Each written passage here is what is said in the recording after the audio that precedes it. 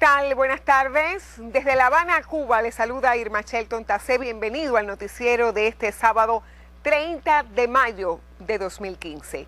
En esta emisión le brindaremos detalles sobre la repercusión que ha seguido teniendo en el mundo la exclusión de Cuba de la lista de países patrocinadores del terrorismo. Pero también tenemos otros temas que se destacan en esta jornada. Celebran en Artemisa Día del Trabajador Tabacalero.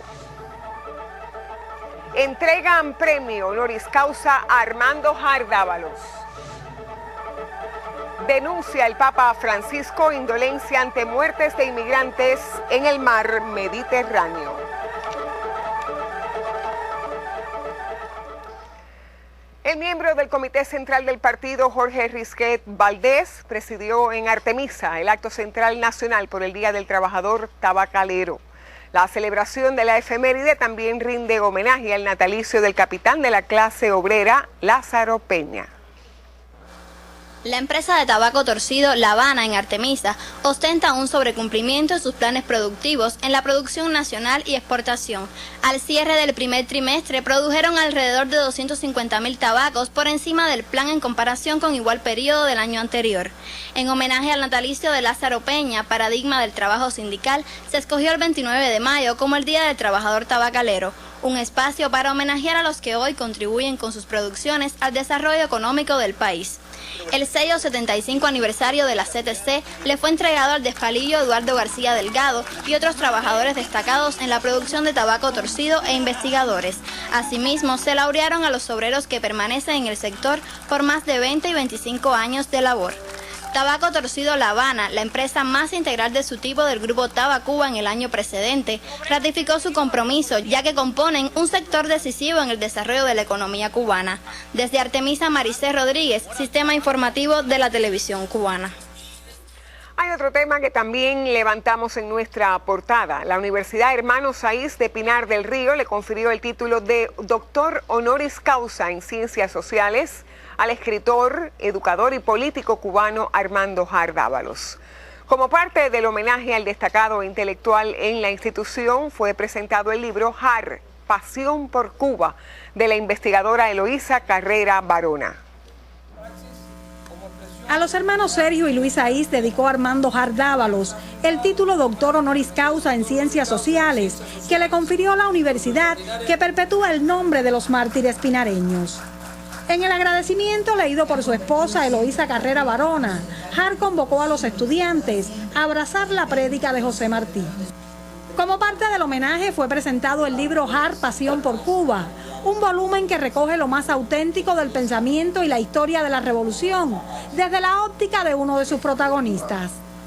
Entre las múltiples palabras de elogio para el texto estuvieron las del rector de la Universidad Latinoamericana José Martí de Monterrey, México, doctor Jorge Cuella Montoya, editor de la primera publicación del libro, realizada en la nación azteca.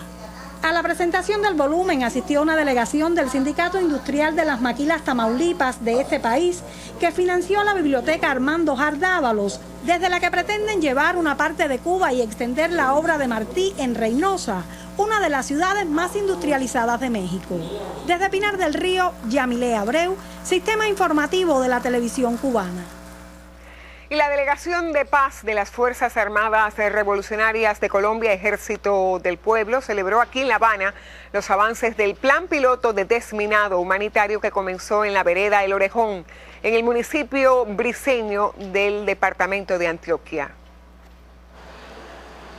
No obstante, la insurgencia alertó que la limpieza de minas no es suficiente para la mejoría de las condiciones de vida de esa y otras poblaciones rurales, sino que resulta imprescindible la intervención estatal en materia de garantía de derechos y la satisfacción de necesidades básicas. Si la extracción de todo ese material tiene como propósito la tranquila llegada de las tropas del paramilitarismo y las bandas criminales, nada se habrá conseguido con el acuerdo. Si es así, no más. Es mejor dejar todo quieto. Las FARC delimitaron responsabilidades en cuanto a la incertidumbre y la precaria situación de vida de los habitantes de las comunidades marginadas. No ha sido la presencia de las FARC la que ha llevado inseguridad e intranquilidad a las regiones del norte de Antioquia, sino que paradójicamente la zozobra ha sido consecuencia de la presencia de agentes estatales y paraestatales. Las partes dieron a conocer hoy que extenderán las jornadas de trabajo de este ciclo en La Habana para aprovechar el tiempo perdido la semana pasada producto de la escalada del conflicto en los campos colombianos. Anisley Torres, Sistema Informativo de la Televisión Cubana.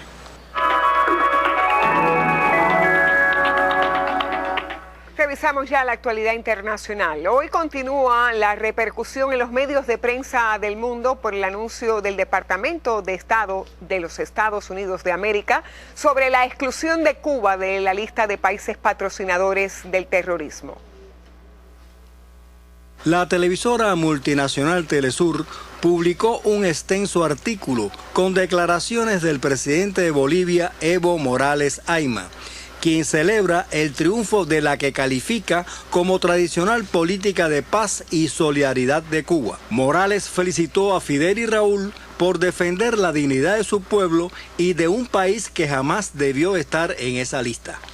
En tanto, el diario estadounidense The New York Times consideró este paso crucial en el esfuerzo de la Casa Blanca por dejar atrás la hostilidad propia de la Guerra Fría que caracterizó por mucho tiempo las relaciones entre Estados Unidos y Cuba. Por su parte, el periódico español Internacional de Cataluña destacó en su página principal la decisión de Estados Unidos de sacar a Cuba de la lista de países patrocinadores del terrorismo y opina que la medida anunciada por el Departamento de Estado elimina uno de los obstáculos para el restablecimiento de relaciones diplomáticas. El diario colombiano El Tiempo también publicó en su primera página: excluyen a Cuba de la lista de países que patrocinan el terrorismo, y recuerda que la isla estaba en ese listado desde 1982.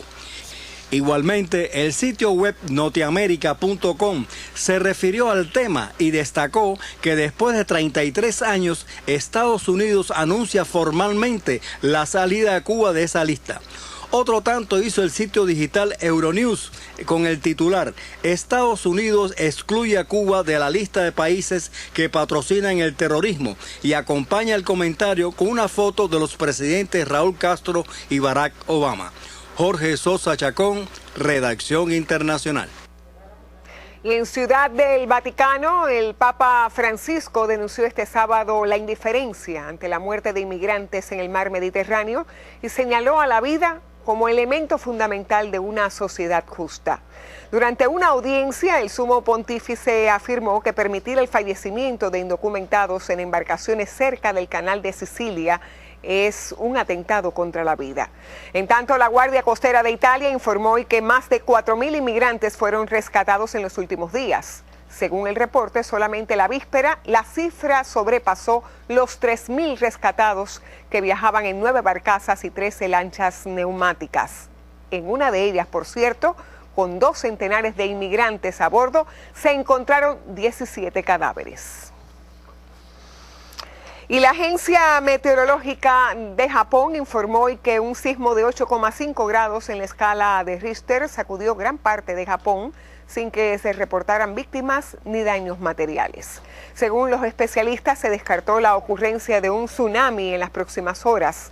El movimiento telúrico tuvo su epicentro a unos 870 kilómetros al sur de la capital del país asiático. Tras el intenso temblor, las autoridades paralizaron los trenes de alta velocidad y el metro de Tokio.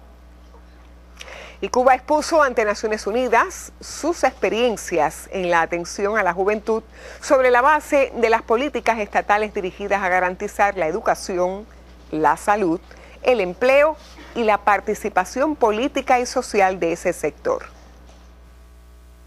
En su intervención este viernes durante un evento especial de la Asamblea General de la ONU por el aniversario 20 del Programa Mundial de Acción para la Juventud, la primera secretaria de la Unión de Jóvenes Comunistas de la isla, Yuniaski Crespo, destacó que en su país ese sector representa el 26% de la población cuyos derechos están protegidos bajo normas jurídicas.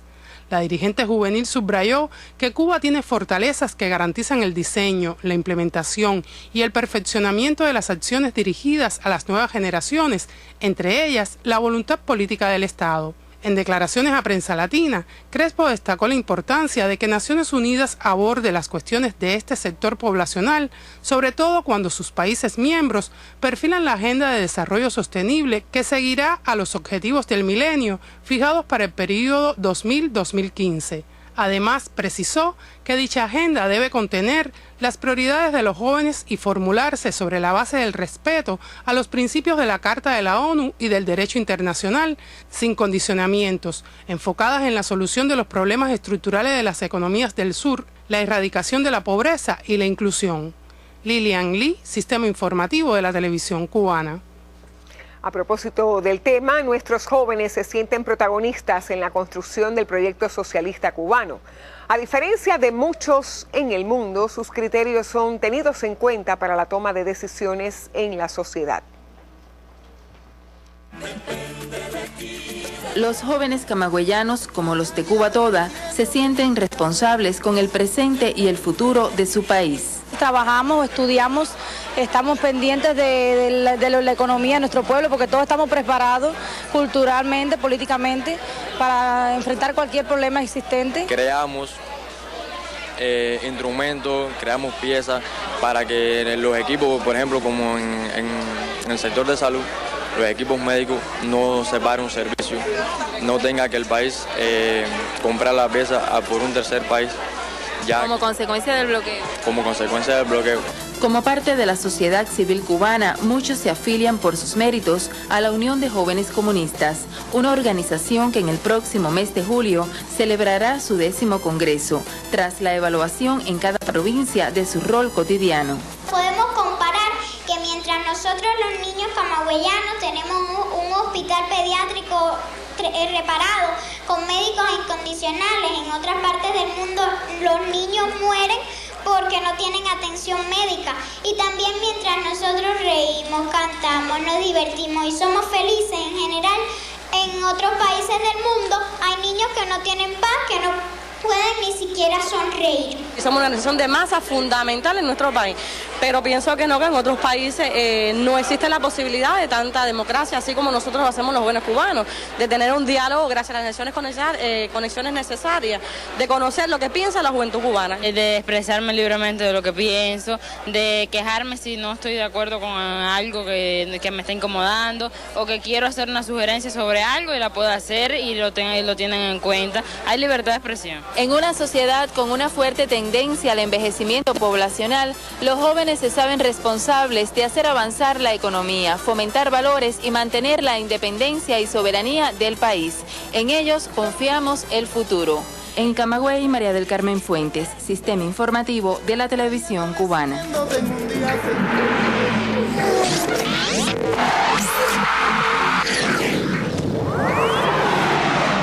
Efectivamente, segmento deportivo aquí en el noticiero sabatino, hoy con los comentarios de Luisa Fernanda. Bienvenida. Gracias, Irma. Muy buenas tardes también para usted. Bienvenido al Tiempo para los Deportes. Ya comienzo con el voleibol y el resultado de ayer noche de la Liga Mundial, donde la selección de Argentina se impuso por 3-0 ante Cuba en su debut en un encuentro válido por el grupo C del certamen que se disputó en la ciudad de San Martín de Mendoza. En el estadio Gustavo Torito Rodríguez, el equipo albiceleste que conduce Julio Velasco se impuso con parciales de 25-18, 25-19 y 25-18. Argentinos y cubanos volverán a medirse hoy en el mismo escenario en la revancha del duelo de esta noche. Continúo con el colega Aurelio Prieto Alemán, que desde el Estadio Latinoamericano nos trae novedades en cuanto a la designación del director del equipo de Industriales que ha sido designado en esta mañana. Veamos. La Dirección Provincial de Deportes dio a conocer oficialmente hoy que el nuevo director del equipo de Industriales será Javier Méndez. Nos acompaña y quisiéramos saber, Javier, ¿con cuánta responsabilidad has aceptado este reto? Bueno, para mí, como tú acabas de decir, es un gran reto, un gran desafío y una gran responsabilidad dentro del béisbol nacional y en particular del béisbol capitalino, y trataremos de asumirla con mucha valentía y con muchas ganas de hacerlo bien. Bueno, hemos escuchado muchos criterios en la calle ya, porque algunos pensaban que Javier estaba entre los candidatos y les preocupaba de Javier que Javier nunca ha dirigido y que Javier es una persona muy buena, muy querida, muy noble.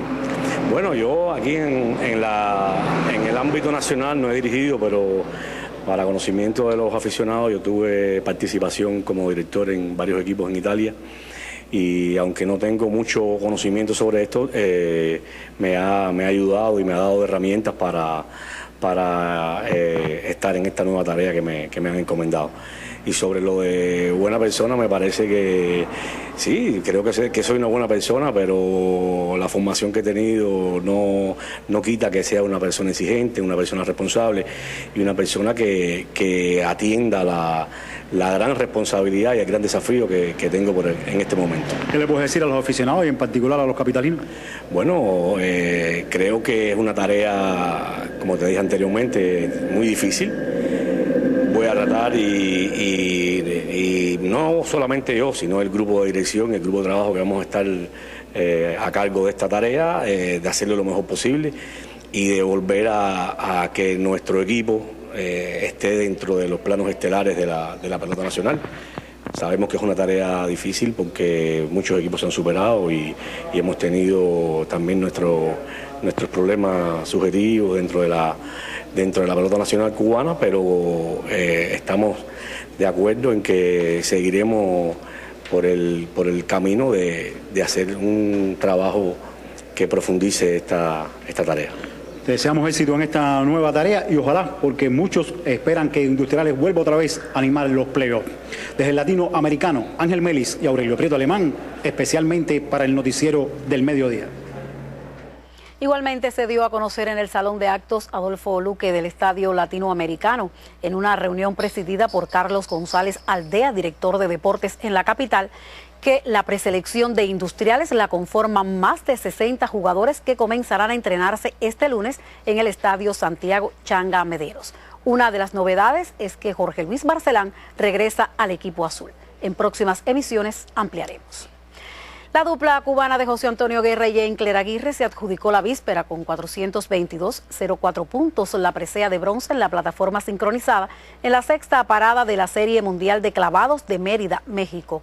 Luego de ocupar la quinta casilla durante los dos saltos obligatorios iniciales, con secuencias de 50-40 y 51 unidades, los representantes de la mayor de las Antillas mantuvieron una regularidad en sus calificaciones de 79-68, 81-60, 81-60 y 77-76, válidas para adueñarse del tercer escaño del podio. Lo refleja así el sitio web de este torneo.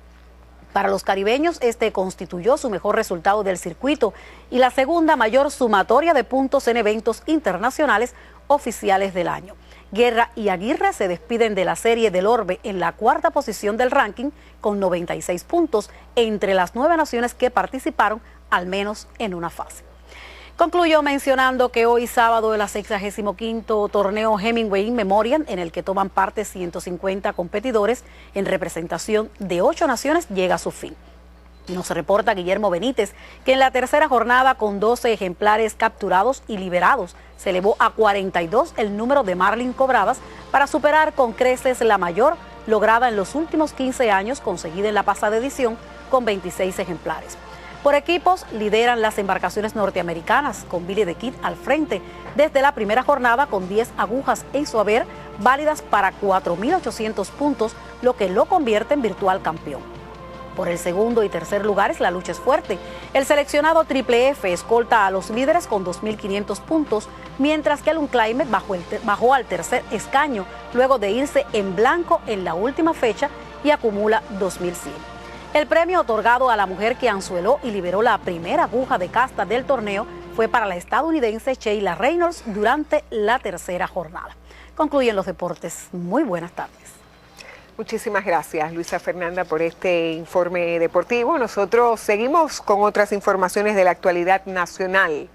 Frenar el desvío de recursos es tarea que atañe a toda la sociedad cubana y especialmente cuando ello puede favorecer la estabilidad económica de nuestro país. Con el fin de hacer conciencia sobre el tema, los comités de defensa de la revolución y las tropas guardafronteras organizaron la 10ª operación para enfrentamiento al delito. Santa Rosalía es una comunidad con poco más de un centenar de habitantes, ubicada en el municipio de Colombia, al sur de la provincia de Las Tunas. Es este el poblado colindante con la unidad empresarial de base camaronera San Ros y por consiguiente viven aquí las personas que mejor pueden contribuir contra los delitos asociados a la camaronicultura.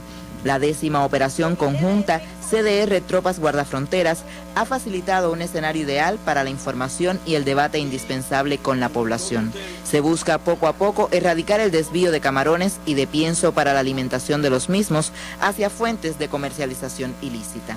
El ejercicio, en nuestra opinión, ha sido un éxito en todo, a lo largo y ancho de nuestro país, los 356 destacamentos mirando al mar, con los que cuentan hoy los comités de defensa de la revolución, de conjunto con las tropas guarda frontera. Personalmente he estado en 7 destacamentos, entre la provincia de Camagüey y acá la provincia de Las Tunas, y en todos hemos visto mucha preparación de los miembros, además incorporación de una masa joven muy importante que garantizan vitalidad y garantizan futuro de estos destacamentos mirando al mar, que radican en asentamientos costeros y que tienen entre sus misiones el enfrentamiento a las ilegalidades.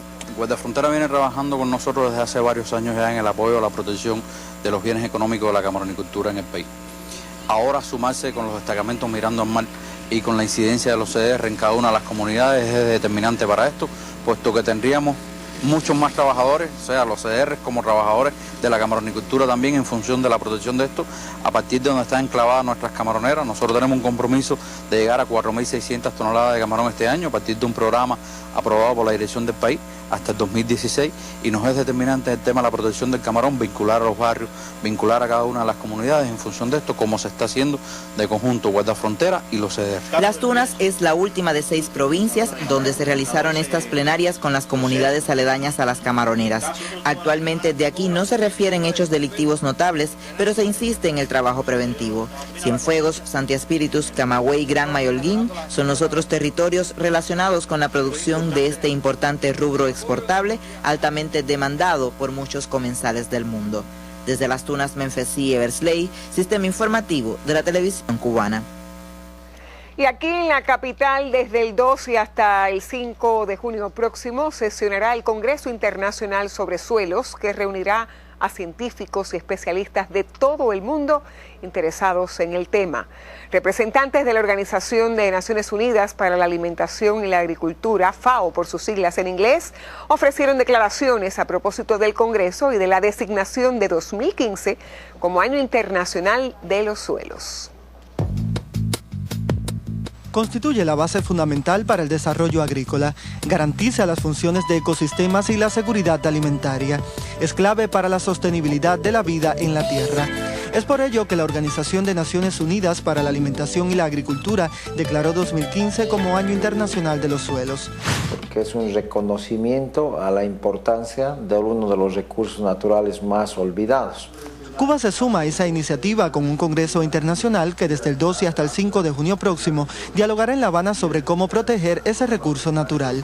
En tal sentido, el representante de la FAO en Cuba, Theodor Friedrich, destacó la importancia de la implementación de programas que garanticen su sostenibilidad y correcto manejo. Cuba hasta ahora ha hecho mucho para conservar suelos, pero realmente tenemos que virar esto hacia una recuperación del potencial productivo de los suelos.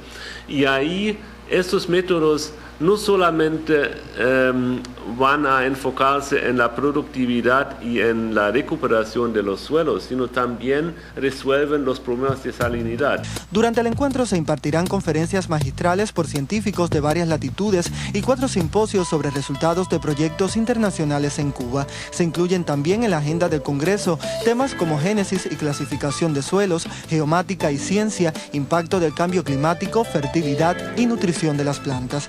La Habana como escenario para el debate es de vital importancia, así lo aseguró el representante de la FAO en Cuba, si se tiene en cuenta la variabilidad climática y la sequía que afecta hoy a la nación caribeña. En Ávila, por ejemplo, ya tienen problemas de bombear agua para consumo humano porque el acuífero está bajando. Esto resulta de suelos que no permiten la infiltración del agua. El agua, cuando llueve aquí en Cuba, corre en la superficie, se acumula en los ríos, a veces en las represas, pero no llena el acuífero.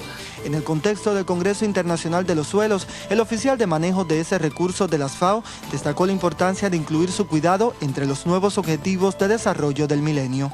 2015 tiene un significado muy importante porque los países miembros de las Naciones Unidas están trabajando para aprobar los nuevos objetivos de desarrollo. Entonces, la aspiración nuestra es que los suelos sean tomados en cuenta dentro de estos objetivos. El manejo sostenible del suelo debe constituir una prioridad para las agendas de los gobiernos. Está en ese recurso natural, alimentación y reservas de agua del planeta. Cuidarlo es conservar para las presentes y futuras generaciones la vida en la tierra. Raico Escalante, Sistema Informativo de la Televisión Cubana. Y en otros temas, científicos cienfuegueros concluyeron recientemente un estudio que indaga sobre las vulnerabilidades y los riesgos de la provincia ante la ocurrencia de sismos. Más detalles de esta investigación en el siguiente reporte. Generalmente solemos asociar la ocurrencia de sismos a la zona oriental del país, dadas las características de dicha región que la hacen propensa a este tipo de fenómeno. Sin embargo, los suelos poco cohesionados de la provincia de Cienfuegos podrían permitir que ondas sísmicas se dispersen o reflejen en nuestro territorio. Realmente pueden ocurrir sismos de intensidad entre 6 y 7 de la escala MSK, que es la escala macrosísmica europea. Algo que antes aquí en el pueblo de Cienfuegos no se conocía, algo que no estaba dentro de la mente de los pobladores de Cienfuegos. Puede causar rajaduras en las paredes, movimientos perceptibles, pueden caer objetos de los estantes. La gente se asusta en un sismo de ese tipo. Es por ello que científicos pertenecientes al Ministerio de Ciencia, Tecnología y Medio Ambiente iniciaran un estudio desde el 2009 bajo la supervisión del Centro Nacional de Investigaciones Sismológicas con el fin de calcular aquí el peligro, la vulnerabilidad y el riesgo sísmico. Tenemos vulnerabilidades fundamentalmente en el fondo habitacional, tenemos vulnerabilidades en las instituciones nuestras de almacenamiento, hospitales, el sector económico, porque sus almacenes precisamente están en esta zona, las zonas industriales están en la zona donde el sismo puede sentirse, puede ser de mayor envergadura, tenemos vulnerabilidades en nuestras zonas turísticas. Resultados que evidencian la importancia de capacitar a la población y de hallar posibles alternativas en pos de reforzar las principales vulnerabilidades de la provincia, sobre todo en el ámbito estructural, económico y funcional. La Cruz Roja es el ente fundamental, el centro de capacitar, por indicación, por directiva de capacitar a la población, pero nosotros, desde el orden de nosotros, a partir de los resultados que ya tenemos, pues estamos también en función en los consejos populares de acuerdo con los gobernantes, pues están en función de la capacitación que pudiéramos estar haciendo, cómo la población puede conocer, qué puede hacer en un momento determinado. Aunque hasta hoy la ciudad de Cienfuegos nunca ha sido afectada por un sismo que haya producido daños al patrimonio construido, al relieve o a las personas, vale tomar medidas y estar preparados para enfrentar eventos de esta magnitud. Leslie Corrales Rosell, Sistema Informativo de la Televisión Cubana.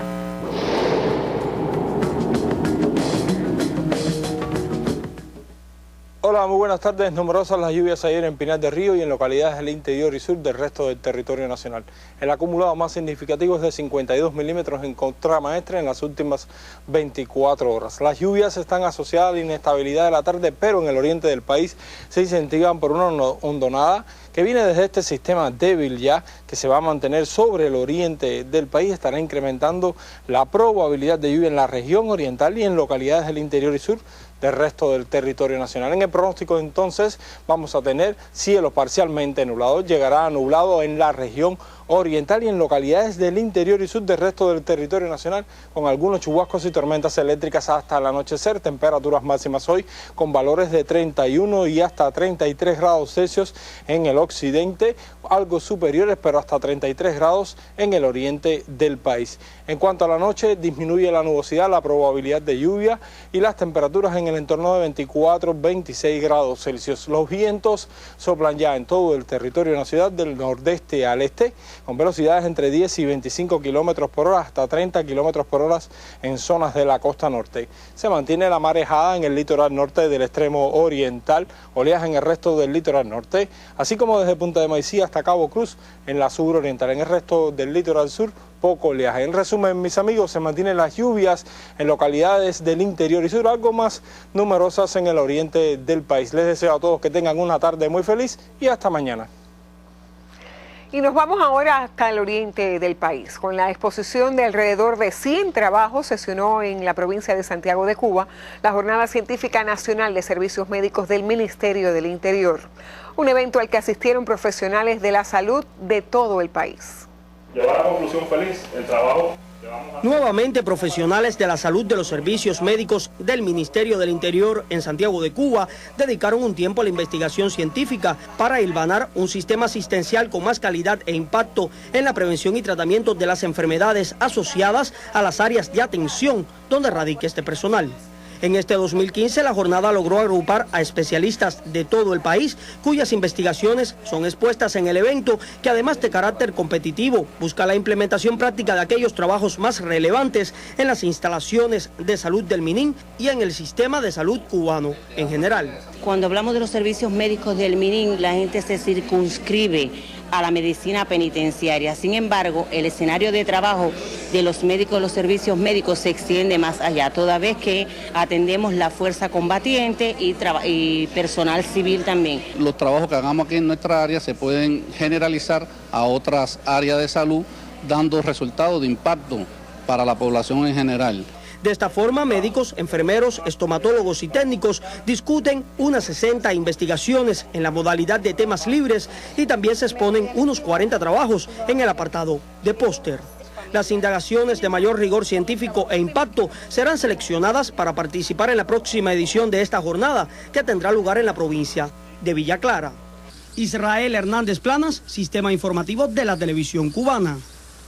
Y los petroleros de Occidente en Mayabeque específicamente entregaron donativos a niños enfermos de cáncer. Sobre ese acto humanitario reportan nuestros corresponsales en la provincia. Los trabajadores de la UEB Transportación Crudo Occidente de Santa Cruz del Norte en Mayabeque llevaron la alegría a niñas y niños hospitalizados en la sala de oncohematología del pediátrico Juan Manuel Márquez de La Habana.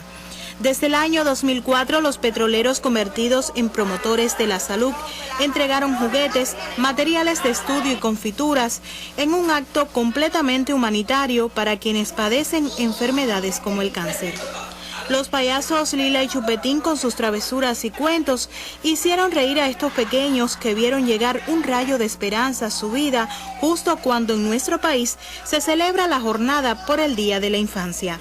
Cada año este gesto se convierte en un momento de regocijo y bienestar para familias necesitadas de una mano solidaria que sienten cómo mejora su calidad de vida a través de la noble acción de los petroleros de Occidente.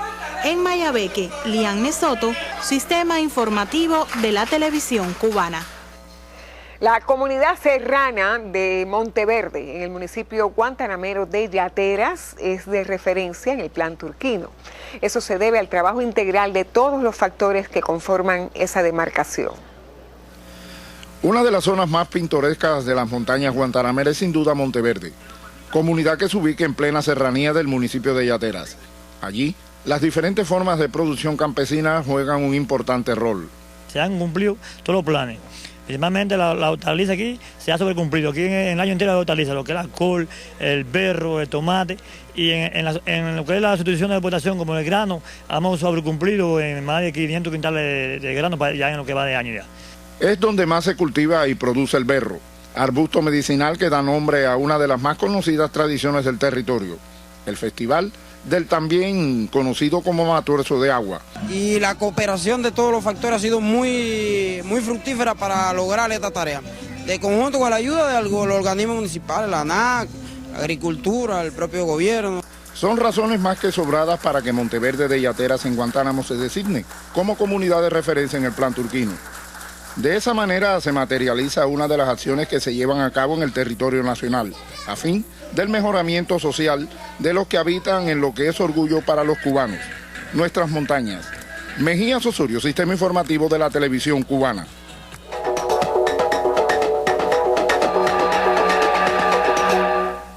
Efectivamente, le propongo revisar ahora algo de la economía internacional. El panorama actual de Grecia, Estados Unidos y España, reflejado en los medios digitales y en las televisoras extranjeras, es justamente el tema que nos trae la colega Marisela Recasens en Mundo Económico. Bienvenida.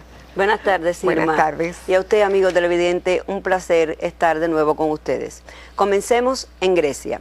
La fecha límite para lograr un acuerdo con los acreedores en materia financiera expira hoy, lo que implica que el país no podrá pedir el efectivo de emergencia que le fue asignado.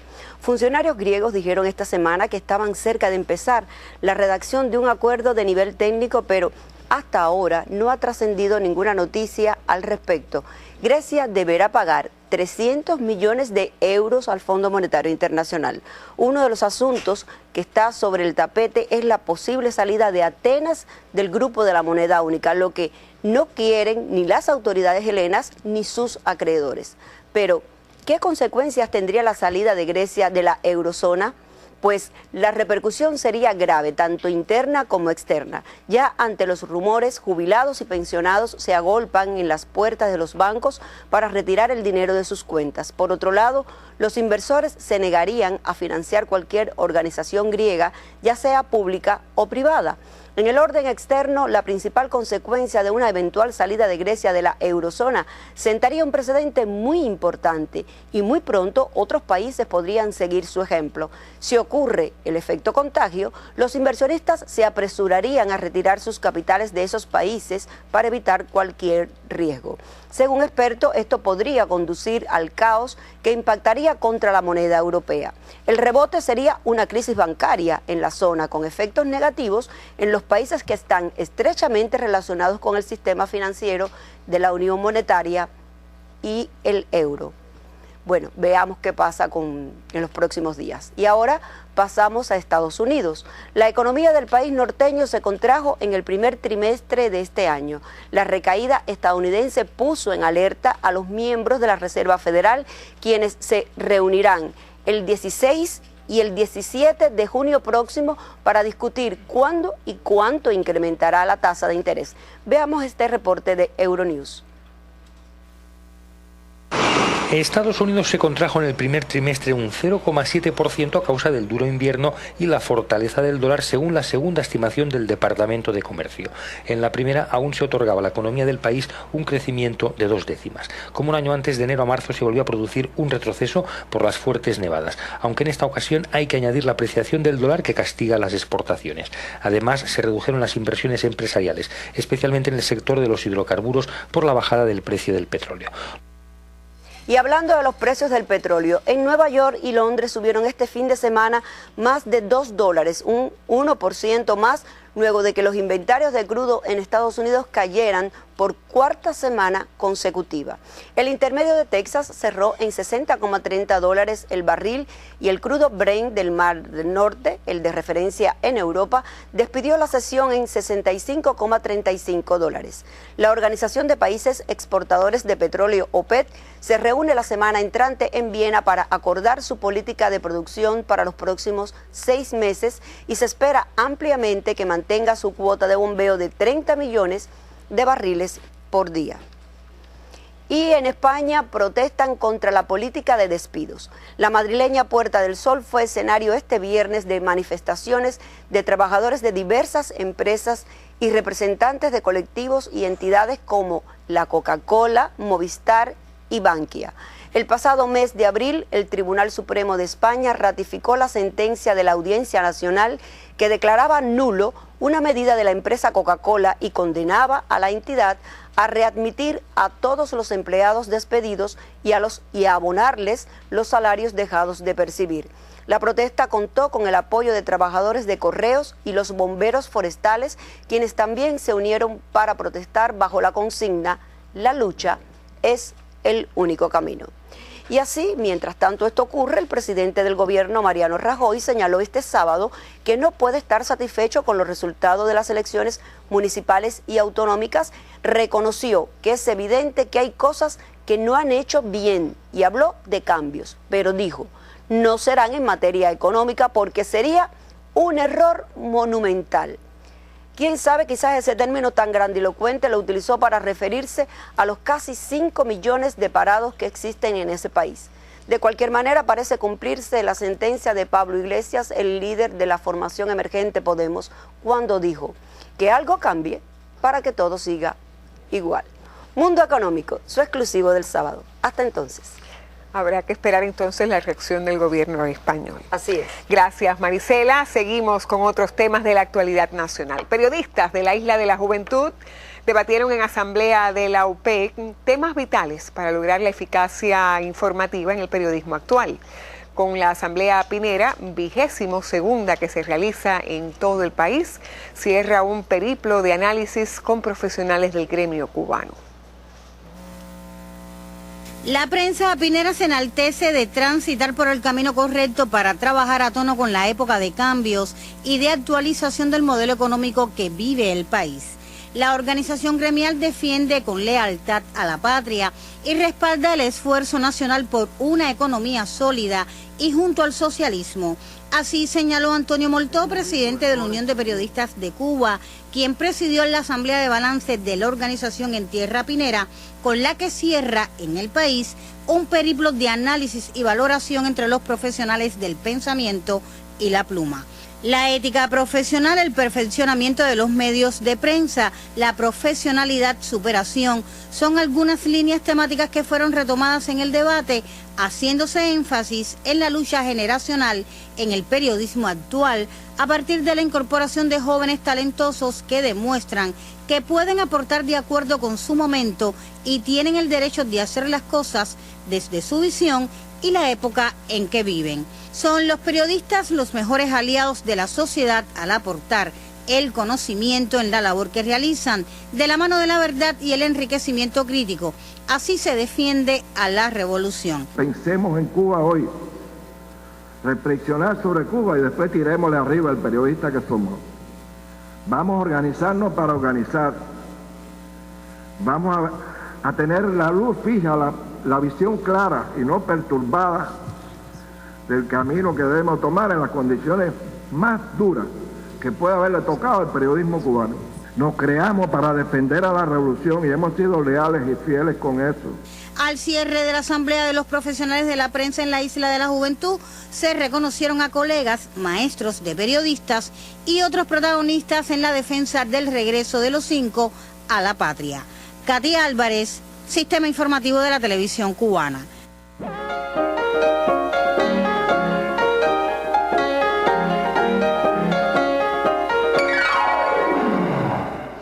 Y ya entramos en el acontecer cultural. Hoy tendremos los comentarios de Raúl Nogués. Eres bienvenido. Gracias, Irma. Muy buenas tardes. Buenas tardes. Muy buenas tardes. La Bienal cumple su primera semana en las calles habaneras. El artista de la plástica Estéreo Segura y los músicos Andrés Levín y Cucú Diamante realizaron una acción performática en la antigua termoeléctrica de Tallapiedra como parte del evento.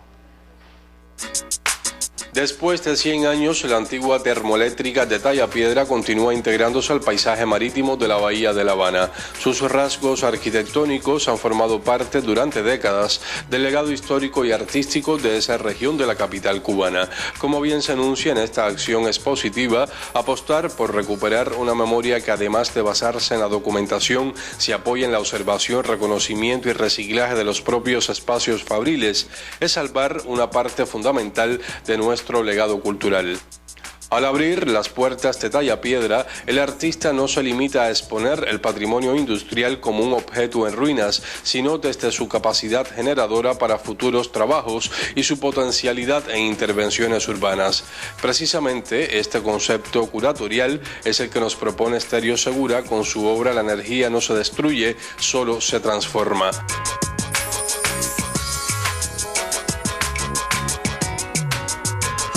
Igualmente, a partir de la pieza interactiva Avatar, los músicos Andrés Levin y Cucú Diamante nos remiten a los sonidos que caracterizan a este tipo de inmuebles cuando están en pleno funcionamiento.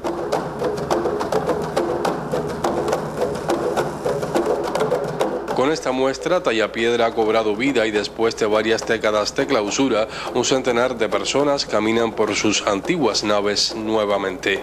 Dani González Lucena, Sistema Informativo de la Televisión Cubana. Máquina Imperfecta y Mi Propia Sombra se suma a la Bienal de La Habana tomando como espacio la Casa del Alba Cultural. Veamos los detalles. Casi como un capricho, a ratos recurrentes se tornan las figuras de esta exposición. Llevan en sí la abstracción del ser más allá de lo que el ojo humano puede apreciar. Mucho más que maniquíes entremezclados con nudos, cuerdas, dibujos y luminarias. Máquina Imperfecta también encierra una parte espiritual del hombre, ¿no? Algo que es una deuda consigo mismo. Toda esta cosa de los hilos lo involucro con los maniquíes y hago como estas instalaciones que también vienen a ser un poco futuristas, ¿no? Es decir, el hilo y todo el efecto de la luz acompaña crea como unos entornos virtuales que me ayudan a colocar este maniquí en situación. Desde una sui generis manera de afrontar el hecho artístico, Duvier de Dago se inserta en esta Bienal de La Habana, con una muestra con profundas pretensiones conceptuales y estilísticas, a la que se suma además Mi Propia Sombra del artista austriaco Alfred Resch. Estas dos muestras nos adentran a un universo conceptual donde el hombre y su entorno constituyen el punto de partida para disímiles apreciaciones y planteamientos formales de lo artístico. Esta es una de esas obras que marcan la atención de su público sin permitirle mantenerse al margen. Éxtasis o reticencia, rechazo o idolatría. Lo cierto es que Máquina Imperfecta o Mi Propia Sombra no pasan por esta bienal sin ser motivo de debate entre los seguidores del buen arte. Una muestra hecha desde el lenguaje muy contemporáneo, donde interactúa un artista cubano, Duvier del Dago, que a pesar de ser muy joven ya tiene una obra bastante reconocida nacional e incluso internacionalmente, y un artista austriaco, o sea que hacen una especie de mano a mano en diversas técnicas, diversos soportes, instalaciones, fotografía, obra ambiental. Yo creo que eso es muy interesante, o sea, se apropian de todos los espacios de aquí de la Casa del Alba, una importante institución cultural de la ciudad, y la intervienen. Una ciudad que es todo arte, un entorno que se transmuta en creación. Así se nos presenta La Habana por estos días de Bienal. Sin caer en criterios apologéticos, esta muestra en la Casa del Alba Cultural ha venido a tentarnos sobre el análisis de nuestras esencias, a sugerirnos desde tímidos bocetos o legiones de maniquíes hacia dónde vamos en esta constante evolución del ser. Alejandro Trujillo, Sistema Informativo de la Televisión Cubana. Una nueva agrupación rumbera comienza a acaparar seguidores. Se trata de Rumbávila. El periodista Virgilio Diago nos cuenta. Las variantes identificativas de la rumba, insertadas en el folclore representativo de la provincia de Ciego de Ávila, constituyen elementos sonoros en la propuesta artística de la joven agrupación Rumbávila. Ellos han logrado insertar en el guaguancó, la columbia y en la jiribilla sonoridades provenientes de los ritmos franco-haitianos. Existía el grupo Dahomey, al cual mis abuelos que estaban hoy están muertos ya, nosotros, y es la continuidad del grupo Dahomey, y hoy se llama Rumbávila Fusión. Desde hace algunos meses Rumbávila se ha presentado en los principales centros culturales vinculados con la rumba del occidente cubano, empeño que manifiestan resultados satisfactorios según el criterio de un público muy conocedor de nuestro folclore y de sus múltiples variantes. Ciego de Ávila tuvo su momento de rumba cuando estuvo José Rosario Video, más conocido por Malanga, uno de los rumberos que en tiempo de zafra iban a Ciego de Ávila, Paraguay, Ceballos, y entonces como que yo retomé en aquellos años, en 1823 que tuvo Malanga por Ciego de Ávila, yo retomé un poco esa rumba, pero con algo diferente, funcionando con mis raíces, que son ancestrales, que son haitianas. En breve, Rumbávila, por vez primera, viajará a las 5 provincias orientales, donde presentará un repertorio rumbero fusionado con sonoridades franco-haitianas. Virgilio de Agurfé, Sistema Informativo de la Televisión Cubana. Y antes de finalizar, le informo que durante todo el tiempo en que dura la Bienal, o sea, hasta el 22 de junio, el área del malecón desde la punta hasta el Parque Maceo, justo donde se exhibe el proyecto Detrás del Muro, se mantendrá cerrado al tránsito de vehículos todos los domingos a partir de las 2 de la tarde para que las personas puedan apreciar las obras. A esto se unirán otras iniciativas culturales. Y a propósito de la Bienal, también les sugiero no se pierda la inauguración de la muestra La Ciudad que Soy Yo, que contará con un performance a cargo de niños de la comunidad. Eso será en la Galería Wilfredo Lam de Marianao. Con estas informaciones concluyo. Tenga buenas tardes y excelente fin de semana. Gracias, Raulito, pero te invito a que sigas con nosotros porque quiero hablar ahora de una joya arquitectónica y cultural. Fue alguna vez el teatro más grande y lujoso de América y el tercero del mundo, solo superado por el de la Scala de Milán y el de la Ópera de Viena. Orgullosamente es cubano, pero cuando el tiempo parecía que lo iba a destruir, el coloso habanero renace y este año levantará sus telones otra vez.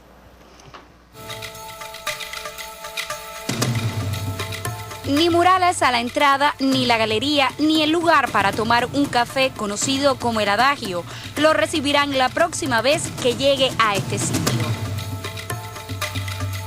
Quizás a simple vista no lo reconozca, pero si le muestro esta imagen sabrá de qué estamos hablando.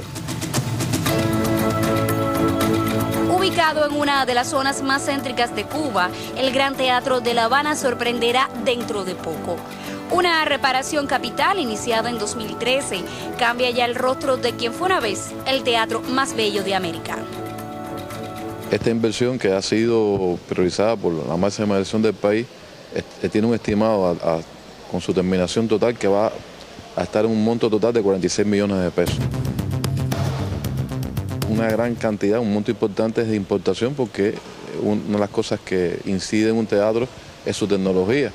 Hay que decir que aquí toda la tecnología es de primera, desde la mecánica escénica, la telonería, el audio, el tratamiento acústico. Por vez primera hay clima centralizado, se rescataron camerinos y los 2 elevadores con sus cabinas originales. Se restauraron los exteriores y los pisos, se amplió el lobby y se modernizaron los salones de ensayo. La sala García Lorca fue de las más favorecidas.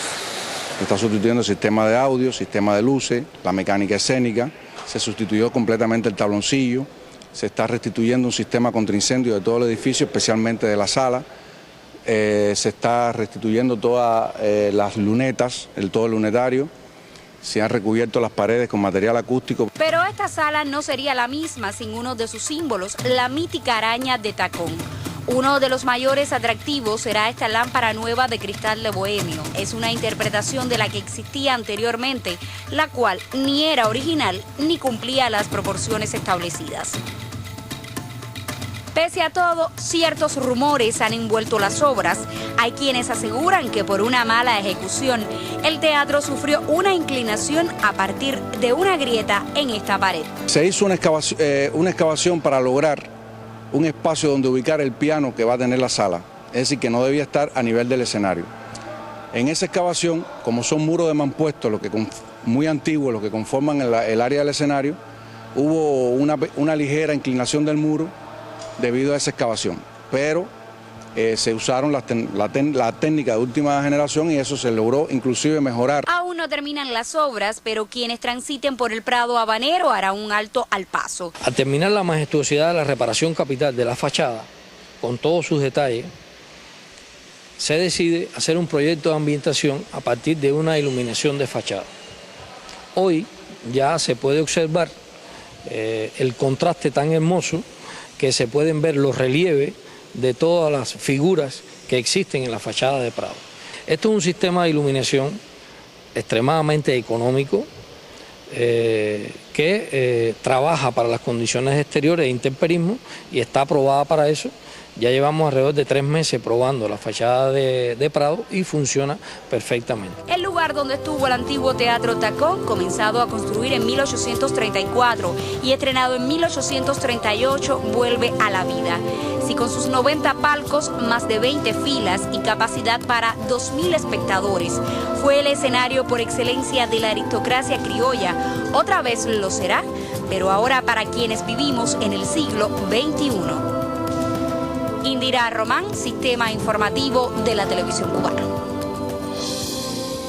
Cuántos secretos se esconden, ¿verdad?, en esta labor de remozamiento del Gran Teatro de La Habana. Será sin dudas un lujo visitarlo o actuar en él. Así concluye este noticiero sabatino. A usted muchísimas gracias por informarse con nosotros. Que tenga un feliz fin de semana. Buenas tardes.